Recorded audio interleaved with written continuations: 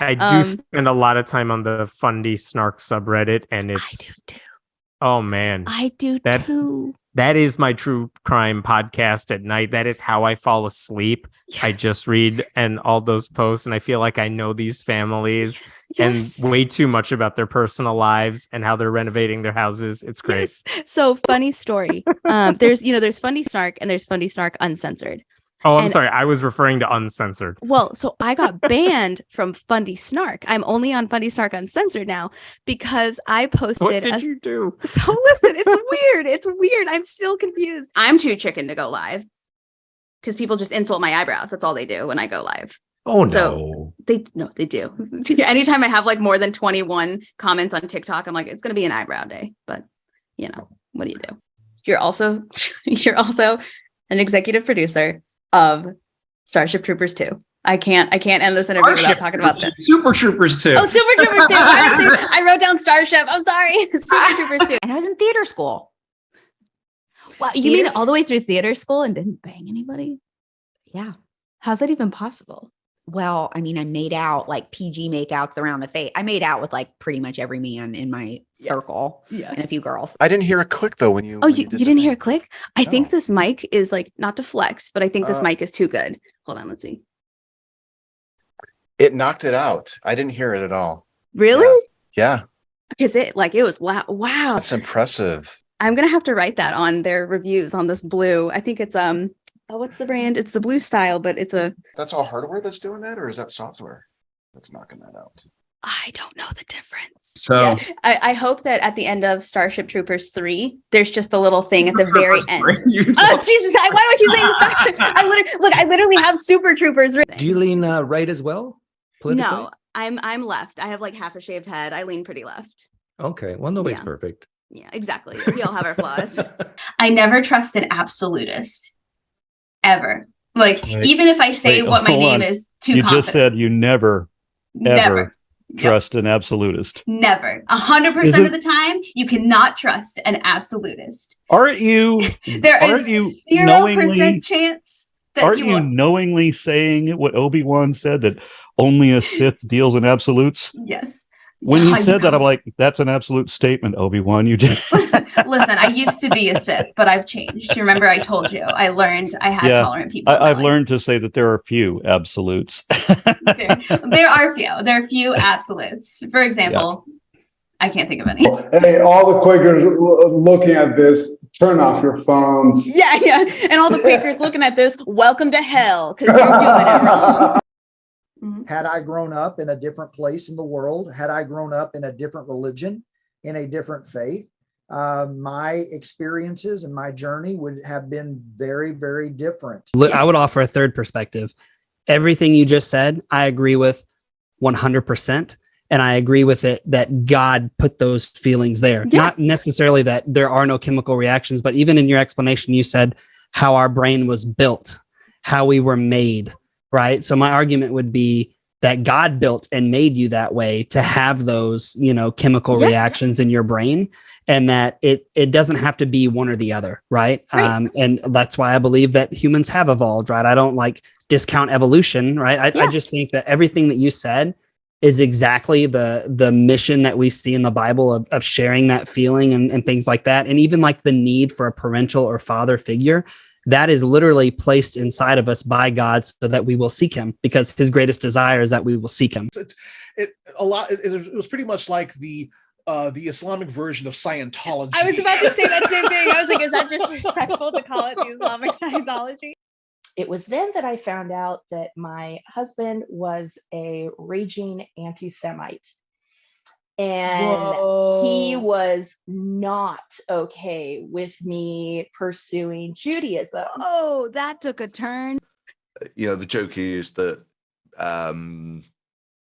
someone comes to the door with a survey and says, are you religious? And he says, I think so. Mom, what religion are we? And it's like, well, we're Church of England. No, we're Catholics. That's right. Put down Catholics. It's one of those things that it is a completely superfluous detail. So how does one go from conservative Pentecostal Christian to very highly rated, very successful sex novelist with blue hair living in Las Vegas. Oh my goodness. How does that happen? And we've all had those experiences collectively. You feel something. Yes. What is that? When you fall in love, what is that? Where do those feelings come from? Now, I know that you can reduce those to some remnant of chemicals in your brain that have been part of the evolutionary process. Yes. But I don't want to live in a world where that feeling, that love, those feelings that are inexplicable are reduced to a chemical process left over from my evolution. So basically, I'm just curious what a Master of Divinity is, how you discovered that was how you want to get involved, and then how someone goes from the state of Arkansas to Yale, this very prestigious university. Sure. Well, I don't know if I can answer that last question. I applied and they let me in. Why they did, I don't know. What religion were you brought up in as a kid? The cosmic zombie Jew one, the one where God sacrificed himself to himself for himself because he made a mistake of not putting a fence around the apple tree that Eve was then convinced to talk by a talking snake to eat of this tree. That one. So Presbyterian. Is there any specific thing, any lead-in that you want me to ask so that you can bring something up, or do you just want to see what happens organically? Totally up to you.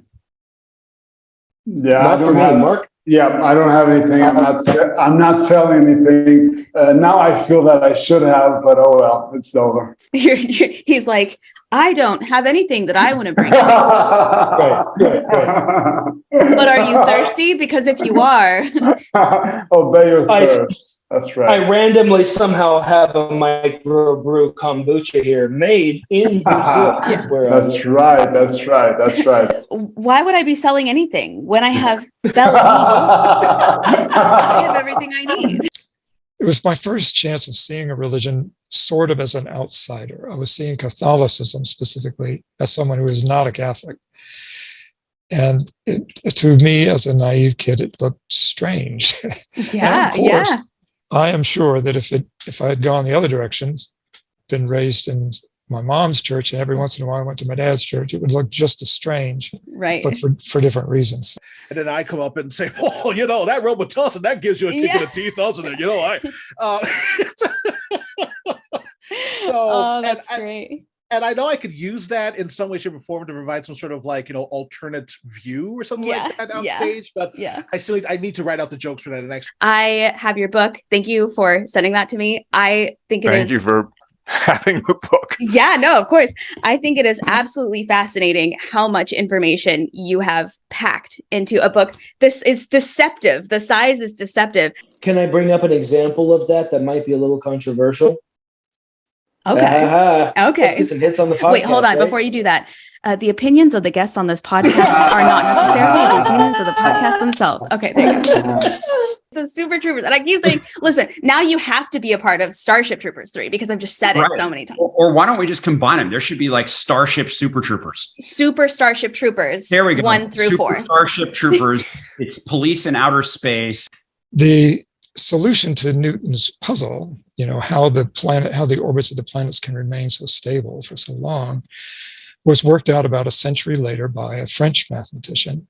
And Newton was perfectly capable, definitely competent to do that himself if he had just had a sufficiently open mind and the curiosity to say, okay, maybe I can solve this. Maybe this isn't magic. Maybe it isn't God. Maybe this is just a little bit more difficult in the way of mathematics. Let me work on this some more.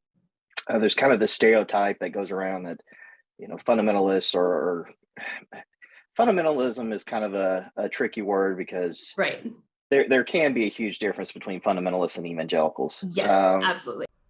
And that's actually what brings me to another interesting point. Yeah. There is a sub genre of magic called gospel magic.